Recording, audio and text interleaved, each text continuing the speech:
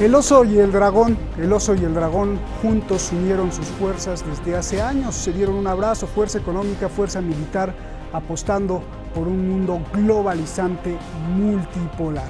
Crearon así la Organización de Cooperación de Shanghái, que agrupa a la India y a Pakistán también y a otros países asiáticos. Irán no es miembro, pero asiste como observador. Por eso veía usted ahí al presidente Hassan Rouhani. Ahí el presidente Rouhani aprovechó para hablar de Estados Unidos. Mi nombre es Roberto de la Madrid y desde aquí, desde el lugar de la noticia, detrás de la razón.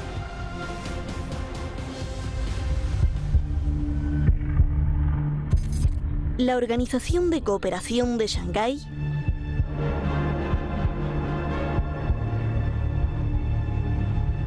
tiene sus orígenes en este abrazo. Es el entonces presidente de Rusia, Boris Yeltsin, y el de China, Jiang Zemin, que entre 1996 y 1997 acordaron reducir sus soldados en sus fronteras y apostaron por la globalización de un mundo multipolar. En 2001, Rusia, China, Kazajistán, Kirguistán, Tayikistán, Uzbekistán crean la organización y después se suman la India y Pakistán. Tienen lazos en materia cultural, política y militar.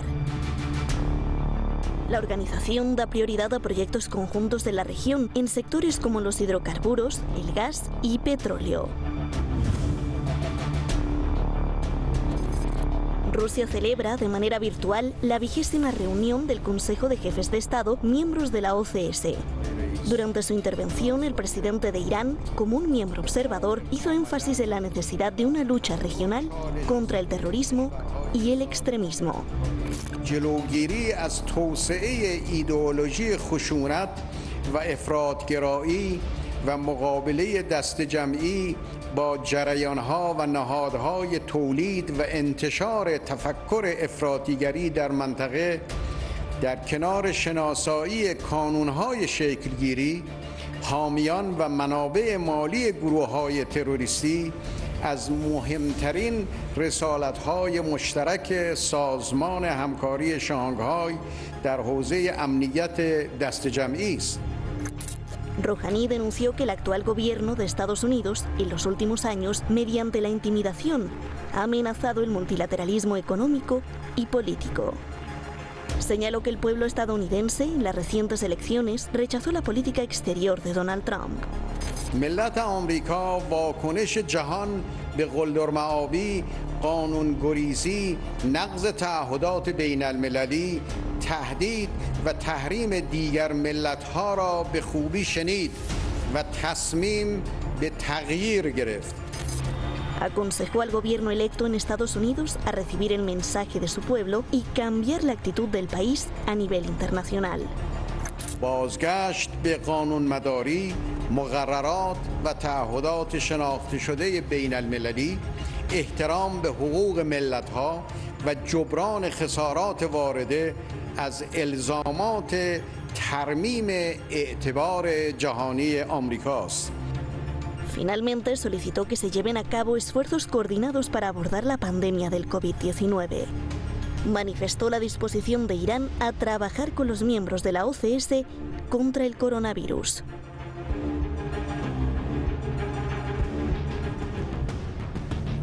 Ahí está viendo el video wall, muy elocuente a nuestros artistas, muchísimas gracias. Las gracias son esta noche para Ali Hosseini, quien está hoy como investigador, a Keivan Mosselmin, quien es hoy el periodista en jefe ahí detrás de todos, y al coordinador internacional Ali Maleki, que siempre se la pasa corriendo para que todo esté en orden, y por supuesto a todo el equipo de detrás. Y las gracias más que a nadie, pues a usted, porque recuerde que solo usted hace la conciencia, usted decide y usted concluye.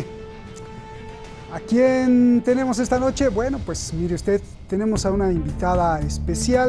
Ella es defensora, sin duda, de la causa iraní, Valeria Rodríguez, analista político allá en Argentina, en Buenos Aires.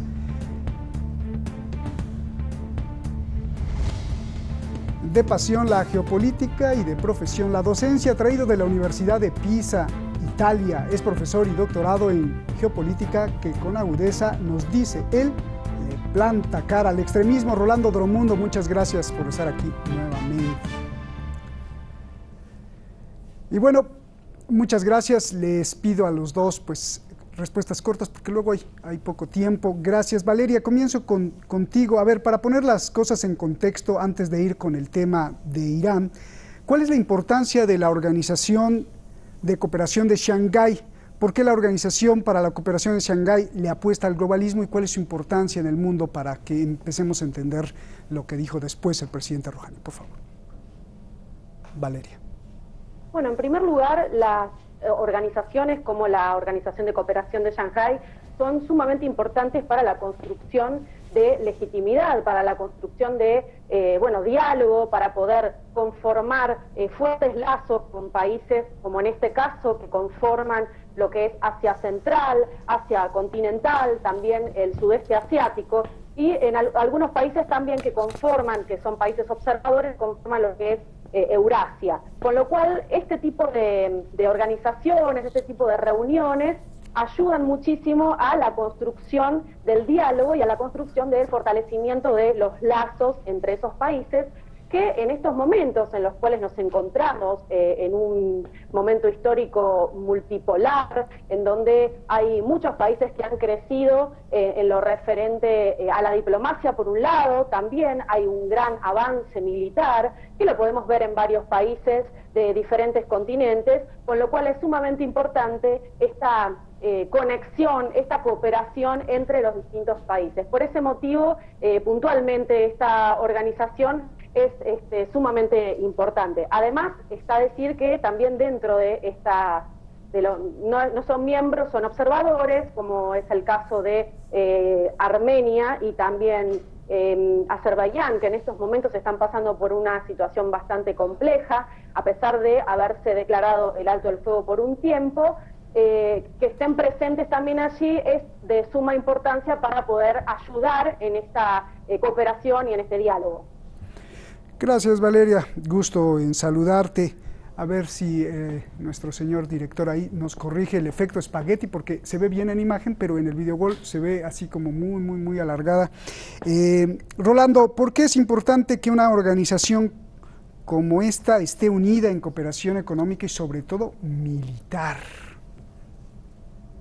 Bueno, es bastante complejo porque, bueno, en términos militares, digamos, no es la única organización presente que hay en el área, pero sí, pero es que justamente, viéndolo en el punto de vista global, sí es importante que haya un balance geopolítico, ¿no? Digamos, hay varias organizaciones en términos que pretenden o apuntan sobre una hegemonía. Por un lado tenemos a la OTAN, que obviamente ocupa otra zona geográfica, y en esta zona, pues bueno, digo, es difícil que se pueda profundizar demasiado a nivel del acuerdo de cooperación de Shanghái a nivel militar, pero sí es importante por toda la complejidad de los miembros ahí presentes. Sin embargo, es importante que se llegue a un mínimo de acuerdos en términos diplomáticos y sobre todo como un balance en términos de fuerzas geopolíticas. No se trata ya, y hay que recordar que bueno, esta organización nace justamente para tratar de dar un contrapeso a finales de los años 90, cuando los Estados Unidos se presentaban como potencia hegemónica que parecía no tener ninguno que les hiciera peso, ¿no? Y justamente este acuerdo de cooperación de Shanghái intenta un poco balancear justamente lo que parecía como un mundo, se presentaba como un mundo unipolar dirigido por Estados Unidos, ¿no? Entonces,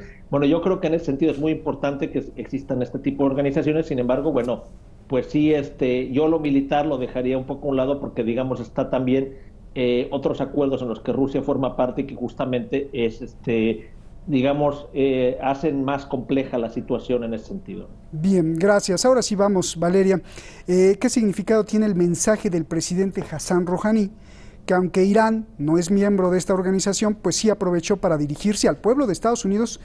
¿Qué significado tiene todo esto, por favor? Bueno, en primer lugar tenemos que observar que Irán siempre se ha movido en relación a lo que es el derecho internacional, siempre se ha movido buscando lo que es la cooperación, buscando el diálogo, y no es menor que el presidente Rouhani haya expresado las palabras que ha expresado durante esta reunión. Tenemos que demostrar que durante todo este tiempo Irán se ha movido por ejemplo, en lo que respecta a las sanciones económicas, se ha movido en concordancia con otros países, en diálogo con otros países, en cooperación con otros países, como es el caso de Venezuela, como es el caso de Cuba, como es el caso de Siria, Palestina, con quienes se presentó en la ONU para expresar el repudio a las sanciones impuestas, que son ilegales y criminales contra los pueblos, porque estas sanciones no solamente afectan a los pueblos, sino que también afectan a las relaciones entre los países. Pero ha demostrado también que con la cooperación y con el diálogo puede saltear esas sanciones. De hecho, recordemos que durante este año se pudo conseguir el envío de barcos petroleros con aditivos de petróleo a Venezuela, en un acto realmente simbólico, en lo que demostró que justamente con una intención política, con una decisión y también con la cooperación, justamente se puede conseguir saltar esas sanciones económicas, que no son menores, y que aquí me gustaría tal vez detallar un poco lo que ha podido lograr Irán durante estos tiempos, a pesar de la pandemia y a pesar de estas sanciones que aprietan a la economía iraní. Se ha podido conseguir un avance en el campo militar realmente importante. Justamente el día de hoy se conmemora el martirio de uno del padre de lo que es la industria misilística de Irán, una industria que ha avanzado muchísimo durante estos últimos años, que ha presentado avances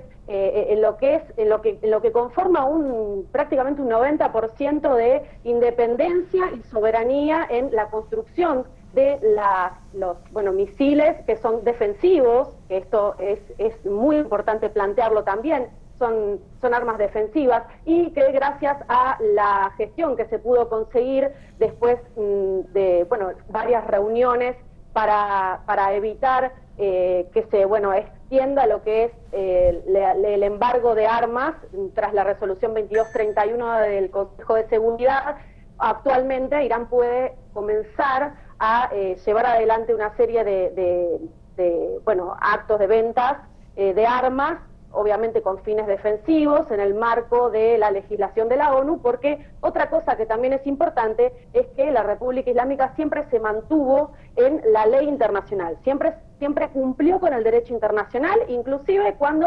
asesinaron al general Soleimani, que Irán hizo uso de su legítimo derecho de defensa. Bien. Gracias. Bueno, pues ya nos explicaste ahí todo el contexto de lo que ha hecho Irán frente a todas estas sanciones. El presidente de Irán, Rolando, para hablar del periodo de Donald Trump, dijo que el pueblo estadounidense decidió cambiar las políticas de intimidación, la anarquía, la violación de los compromisos internacionales, las amenazas y las sanciones al votar por Joe Biden. Dame tu análisis, por favor. Bueno, obviamente sí había un deseo en general, viendo los resultados, que obviamente de cambiar, de darle, terminar con lo que fue el trágico gobierno de Donald Trump, trágico en muchos sentidos, tanto para el pueblo estadounidense por toda la manera en que profundizó, ahondó las divisiones existentes que habían a nivel étnico, racial y económico en Estados Unidos, pero también, por una política exterior muy desacertada, ¿no? Esto no implica, por supuesto, que la política exterior, como ha sido siempre Estados Unidos, con Joe Biden se debe esperar una gran transformación. Sin embargo, yo creo que en la cuestión iraniana sí se puede ver una dinámica diferente, ¿no? Joe Biden participó con Obama en lo que fue negociar el acuerdo nuclear, y justamente es posible que busquen retomarlo de alguna manera, ¿no? Algo que Trump justamente se retiró de este acuerdo, ¿no? Entonces, ahí puede haber un cambio.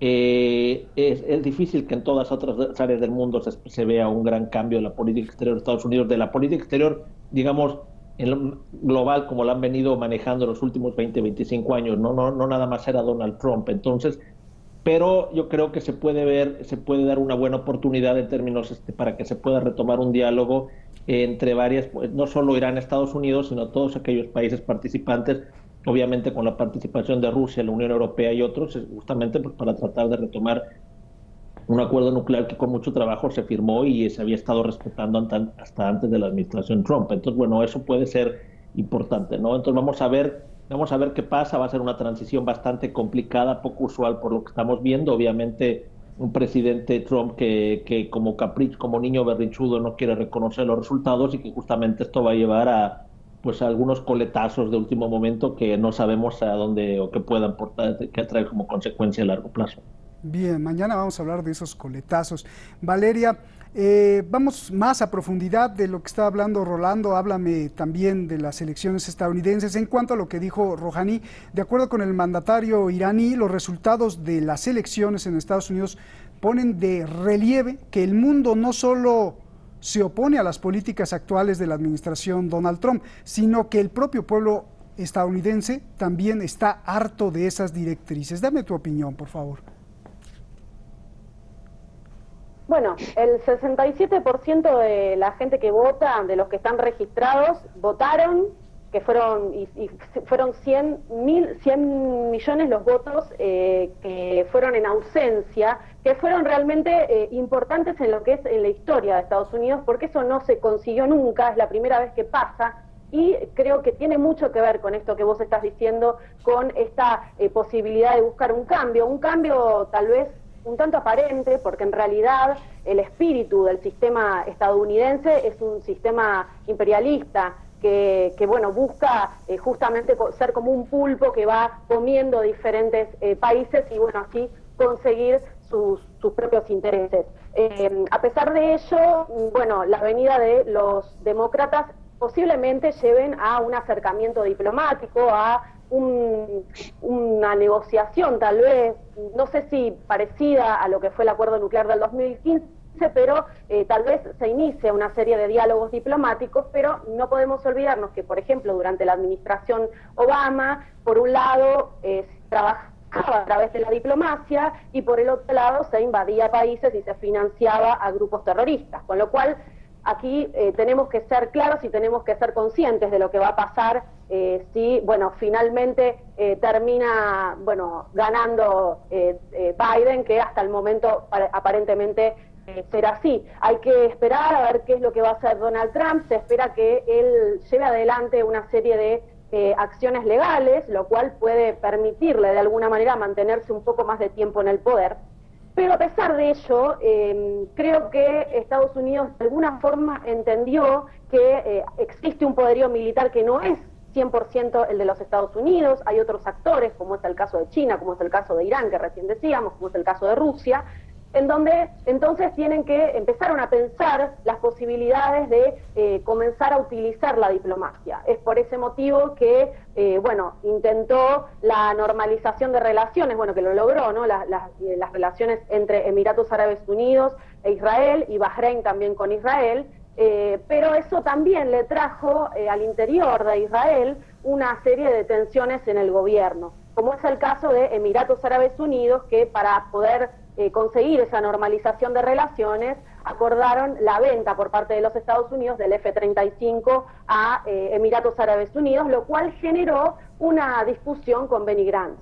Por otro lado, con Bahrein, lo que está haciendo y lo que va a hacer ahora en diciembre, se van a llevar adelante los diálogos de Manama, que son una serie de diálogos donde se debaten distintos temas. La temática de este año va a ser sobre la seguridad de Asia Occidental, y se plantea de alguna forma, se va a empezar a plantear el desarme, y hay un concepto muy interesante que se va a dialogar también durante estos diálogos de Manama, que tiene que ver con la diplomacia defensiva, que es un concepto interesante a plantear, porque lo que van a intentar hacer, o por lo menos es lo que se va a intentar impulsar con estos diálogos, va a ser el desarme. Y uno de los días, el día 6 de diciembre, se va justamente a hablar sobre Irán y sobre el poderío nuclear. Y ahí te puedo decir que, según el CIPRI, que es el Centro de Investigaciones sobre Armas Nucleares con sede en Estocolmo, solamente son 9 los países que cuentan con armas nucleares, que son Estados Unidos, Rusia, Francia, China, India, Pakistán, Israel y Corea del Norte. Irán todavía no se encuentra en ese listado, con lo cual se va a intentar impulsar una idea de que Irán es el problema y que hay que desarmar Asia Occidental. Y lo van a hacer a través de la diplomacia. Hay que ver si después Biden sigue con la misma idea y si la política, si no, veremos también que si hay algún tipo de posibilidad de cambiar ese tipo de política, pero el espíritu del sistema norteamericano es un espíritu imperialista. Gracias, Valeria. Ha aconsejado, Rolando, a los gobernantes electos en Estados Unidos, el presidente Rouhani ha aconsejado a los presidentes electos que reciban el mensaje de su pueblo e implementen esa voluntad de que su política cambie. Esto para cerrar esta pregunta de lo que estaba diciendo Valeria.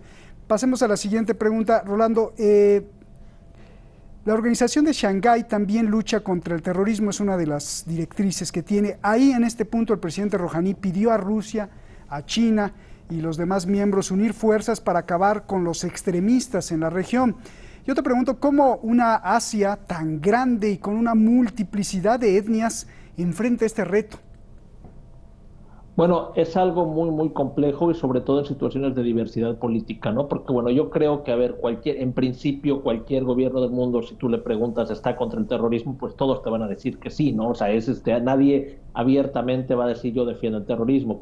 Ya después en la práctica que pueda haber financiamiento de diversos grupos extremistas de diversas maneras es otra cosa, ¿no? Pero yo creo que, bueno, obviamente es importante por un lado, las declaraciones, digamos, dejar en claro una posición contra cualquier tipo de extremismo. Estamos en un tiempo de fundamentalismos en muchos sectores del mundo, pero por otro lado también en esto mismo tener mucho cuidado de